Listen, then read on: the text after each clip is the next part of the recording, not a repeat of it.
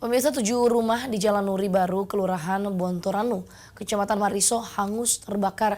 1 dari 7 rumah yang terbakar merupakan rumah milik imam masjid.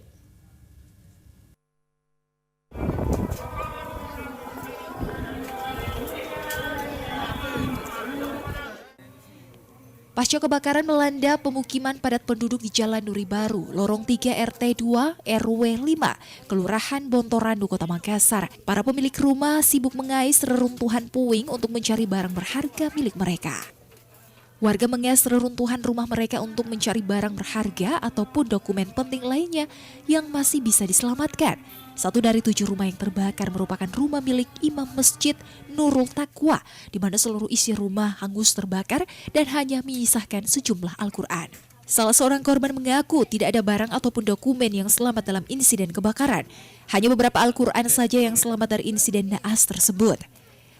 Penyebab kebakaran sendiri diduga akibat adanya arus pendek listrik. Kebakaran terjadi saat warga sedang tertidur sehingga mereka tidak bisa menyelamatkan barang berharga mereka.